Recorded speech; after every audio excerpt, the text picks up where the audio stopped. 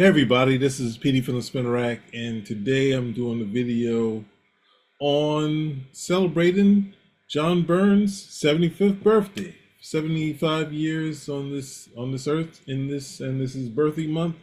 And I was thinking about it, and I was planning on doing something on his entire career, and then showcasing a couple of things from his work. But it's so much to do, so I had to break it up. I had to break it up into a bunch of videos, but I wanted to start and try to keep periods within periods. So this first segment here is the Charlton period, the earliest. I've got this covering the picture. The earliest period of Byrne's work, and my plan was to showcase one issue from one of these things, or two issues from each period. But as you can see, this is his earliest stuff. He was inking his own stuff. I think he wrote some of the Doomsday Plus One.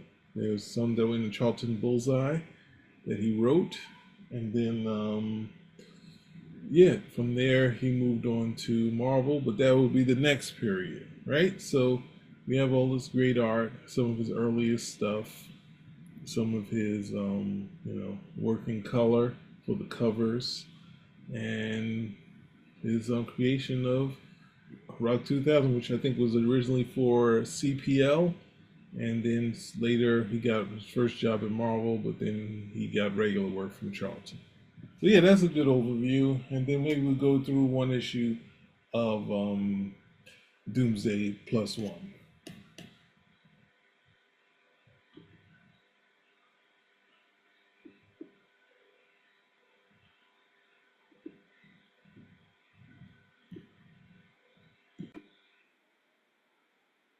So here we go, the first issue of Doomsday Plus One. Now, this is something I've seen the covers, so seen the covers of. I don't think I bought any of the issues, but the covers look really interesting. I think I saw the inside of one, maybe read some of the Fantagraphics reprints. This obviously is a post-nuclear war comic book, and it had some, I guess you could say, just almost a nod to Kirby and Commandy, and ultimately it's kind of close to what we're dealing with now in this country, where you see a lot of flooding and no preparation for these type of floods. But anyway, that's neither here nor there. It's a great cover. This is very early in his career, and so when I recently read this, and these are, we have Boyd, we have Jill, and I have Ike. I think it's Ike, how you say it, right? So Boyd is the captain of the Air Force, and then we have Jill, who's a radiation expert, and then Ike Yoshida is a Japanese scientist. Now, scientist, you could tell because of the outfit that she has on, right? So when I read this, I was surprised to see there's a love triangle brewing, right? We have these two astronauts in love, and then we have Aki, who's kind of well, that's going to develop later, right? But we hear them talking about marriage, and you can see this is really rough. But then a dictator, a very unpopular dictator of an undeveloped country, he starts off this war, right? And while they go into space, all this stuff happens, right? So while they go into space, we see Aki, she's kind of like interested in Boyd. She wishes that she was there with him alone, right? And they have a safe thing. It's interesting, the bits and pieces. This is a great shot here. It's a kind of a, who is it? Oh, it's supposed to go bigger. I think I blew it.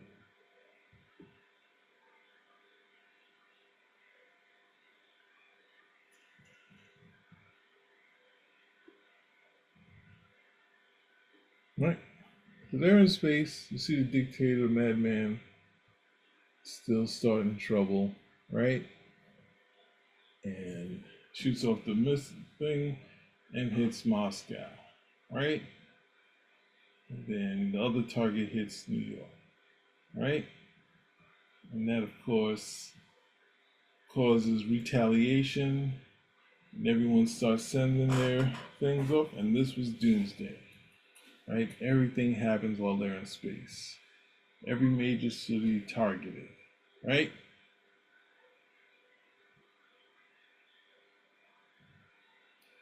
And of course, with the nuclear weapons happening, you also have the other places affected by the radiation, right?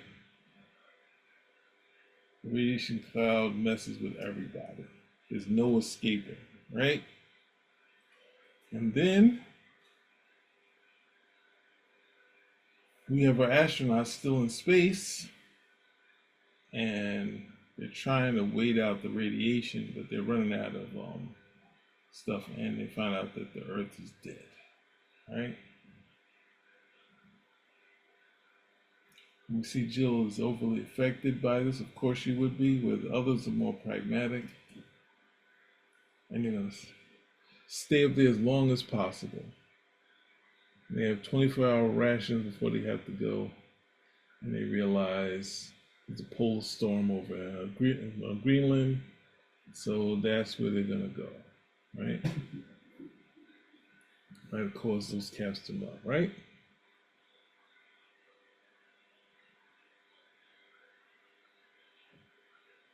They make the decision instead of going to Greenland, they're going to go to New York, right?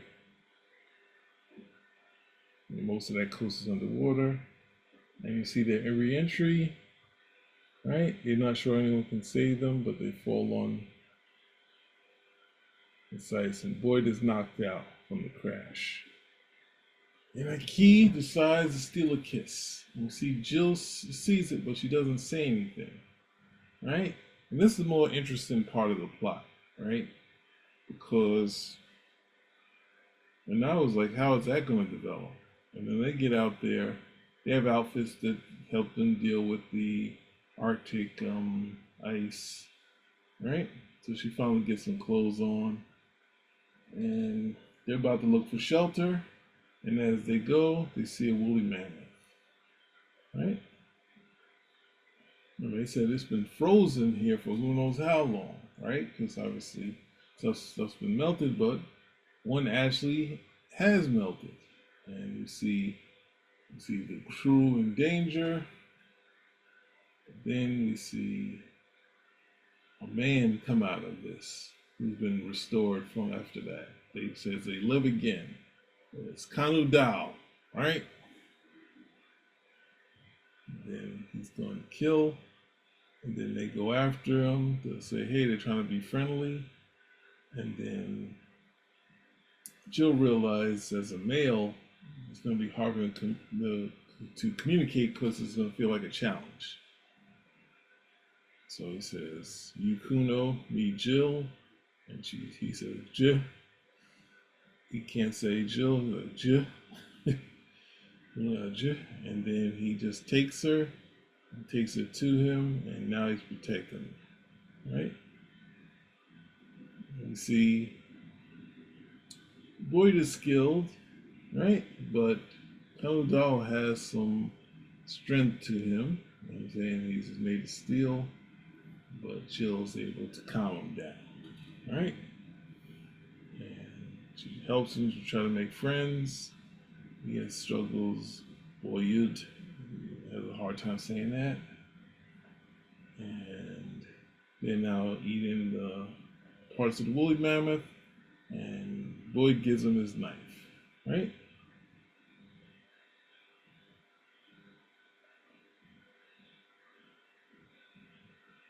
They decide they're going to spend the night in the capsule, and then they're going to venture off. All right, so they spend the night in the capsule, and then they're trying to save some of the food. But at the same time, Jill and Kuno has been going out scouting, right? And you see Kuno, he's happy, he's friendly with Boyd, and he says, Jill's cooking. And then Kuno says something weird, saying that, Jill is much nice. He doesn't know why he said that out the blue. So we have another triangle. So was it a quadrant or something like that? So there in the cave, they found a better place to hide out in. And you see saber-toothed tiger, and they scare him off.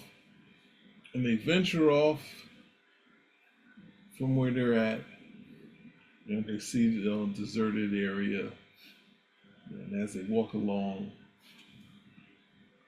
you see the creatures of the ocean still alive. And they take this boat. Now you see, it's interesting, some of the bits, that Byrne would be able to do now in wide, in extreme wide shots are kind of glimpses of stuff. So we get kind of the idea of a city.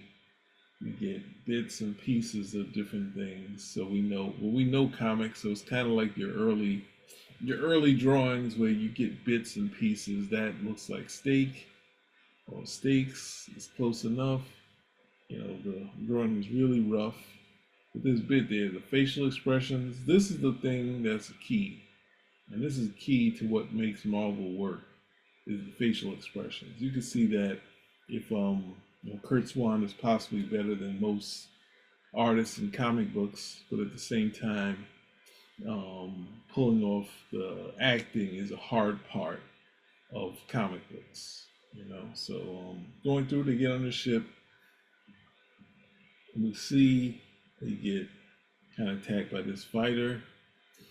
They don't know what's the name. Boyd thinks it's a strange bird, and they run in there and they find this base, right? And so probably we'll find out what's going on here in the next issue. So that's the first issue of Doomsday +1, right? And you can see it's very rough. Some of the shots are not as clear as Byrne would normally do, but it's enough information where you know what's going on, right? We have the wide shot here of the ship. Then we have a little bit of a map here, so we get to see this. We get the tension from the scene before.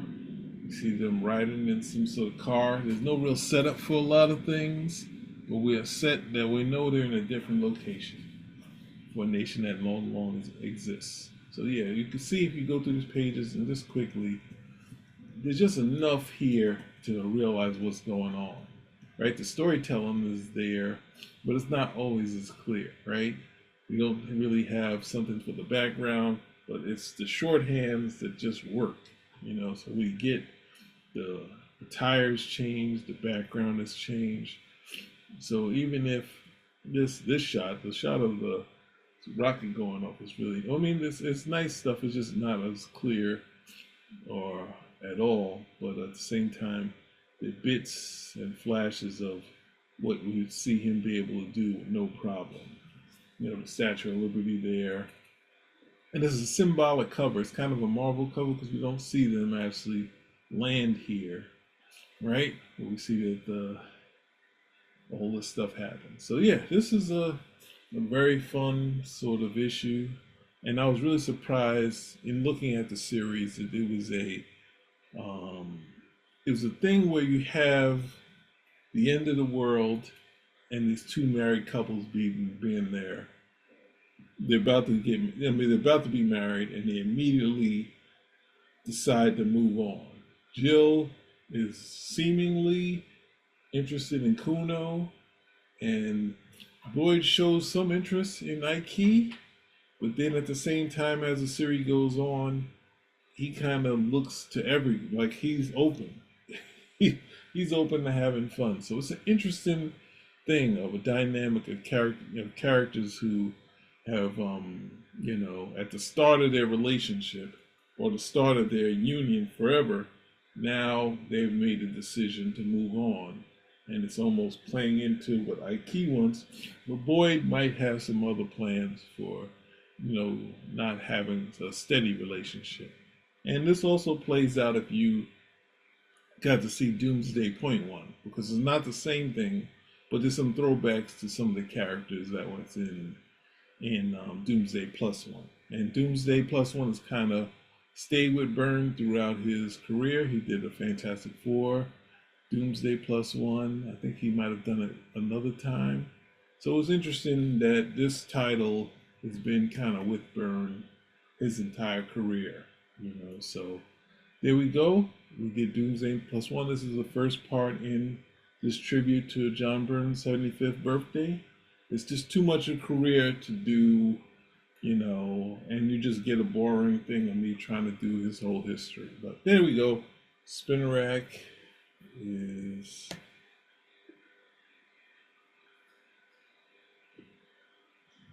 out.